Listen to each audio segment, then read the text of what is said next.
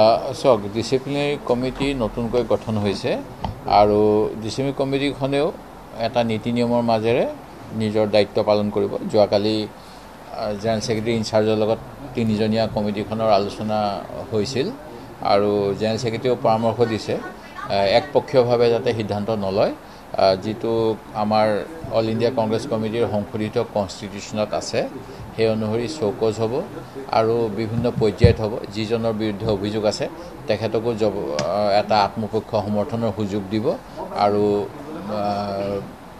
প্ৰয়োজন সাপেক্ষে ক্ষেত্ৰভিত্তিক অধ্যয়ন কৰি তেওঁলোকৰ পৰা যেনেধৰণৰ ব্যৱস্থা ল'ব লাগে সেইমতে ল'বলৈ যোৱাকালি পৰামৰ্শ দিয়া হৈছে।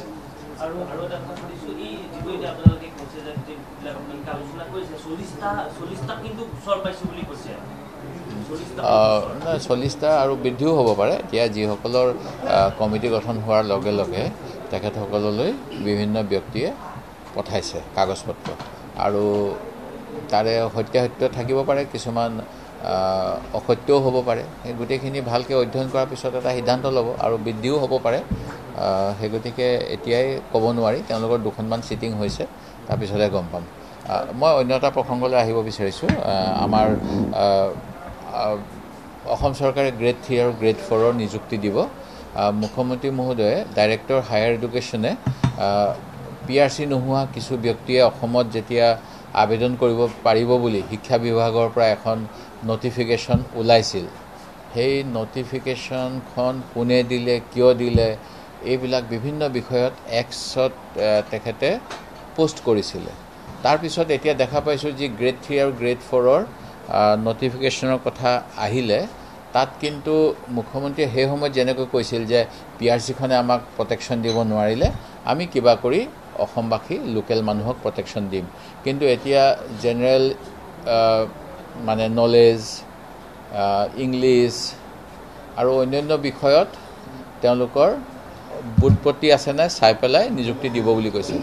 কিন্তু অসমত প্ৰচলিত 3টা ৰাজ্য ভাষা অসমীয়া বা বড়ো অঞ্চলত বড়ো আৰু বৰাক ভেলী অঞ্চলত যি বঙালী ভাষা চলে, এইবিলাকৰ বুটপত্তি সম্পৰ্কে কোনো ধৰণৰ তাত উল্লেখ নাই, প্ৰথম কথা।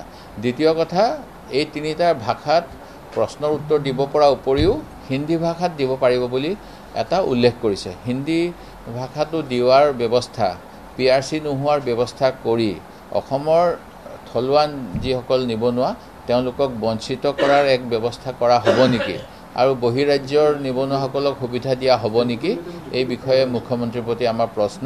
আৰু অসম বিধানসভাত আমাৰ এমপ্লয়মেণ্ট ৰিভিউ কমিটিৰ পৰামৰ্শ অনুসৰি থলুৱা নিযুক্তিৰ বাবে কিছুমান বিশেষ ব্যৱস্থা কৰিবলৈ পৰামৰ্শ দিয়া আছে। সেইখিনি কেবিনেট ইতিমধ্যে পাইছে, কেবিনেটে সেইখিনি ইমপ্লিমেণ্ট কৰিলে সুবিধা হ'ব।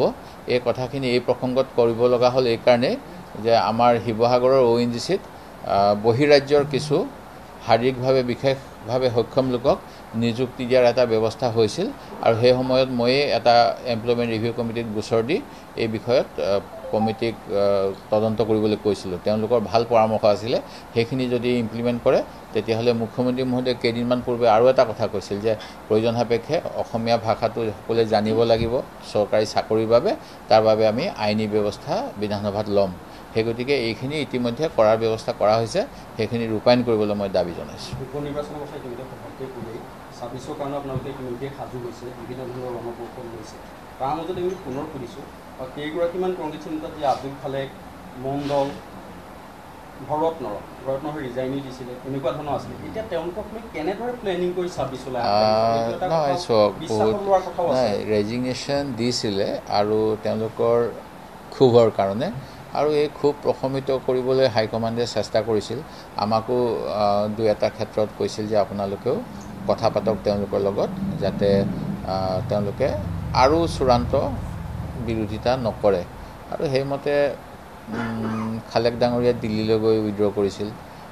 ৰচিদ মণ্ডল ডাঙৰীয়া চৌকজ পাইছিল, তেওঁ 3বাৰমান বোধ কৰোঁ, তাৰ উত্তৰো দিছে তেওঁ, সেই গতিকে সভাপতি মহোদয়ে ক'ব পাৰিব। আৰু ভৰতনৰ ডাঙৰীয়া পদত্যাগ কৰিছিল। পদত্যাগ কৰাৰ পিছত মোক AICC জেনেৰেল ছেক্ৰেটাৰী আমাৰ অসমৰ জিতেন্দ্ৰ সিং ডাঙৰীয়াই মোক কৈছিল যে কথা পাতিব লাগে, তেওঁ যাতে অন্য আৰু কিবা এণ্টি পাৰ্টি নকৰে সেইমতে কথা পাতিছিলোঁ সেই গতিকে তাৰ পিছত আৰু একো ডেভেলপমেণ্ট মই দেখা নাই সেই গতিকে আপুনি যিটো কথা কৈছে সেইটো বিষয়ত মোৰ কোনো জ্ঞাত নহয় আৰু এনেকুৱা দল বিৰোধী কাৰ্য যোৱা সময়ছোৱাত হৈছে কিছুমান আমাৰ সভাপতি মহোদয়ে কৈছে অলপমান অসুবিধাজনিত কাৰণত তাৰ ওপৰত আৰু বিশেষ মন্তব্য দিব পৰা যোৱা নাই অৱশ্যে কৰিমুদ্দিন বৰভূঞাই আমি সকলোৱে বিজেপিক ভোট দিছোঁ বুলি এটা কথা কৈছিলে তাৰ বিৰুদ্ধে মই ন্যায়িকভাৱে তেওঁক মানহানি গোচৰ চিভিল আৰু ক্ৰিমিনেল দুয়োটাই কৰি পেলাই আদালতত তেওঁক হাজিৰ কৰাৰ যত্ন কৰি আছোঁ অলৰেডি গোচৰ চলি আছে সেইজন ৰাণাদাই কৈছিল নেকি সেইটোতো ৰাণা গোস্বামীয়ে কৈছিলে এতিয়া তেওঁৱেতো নিজে গাদ্দাৰ কুলাংগাৰ হৈ গ'ল এতিয়া মইনো কি ক'ম সেই বিষয়টো লৈ মইতো ক'ব নোৱাৰিম আৰু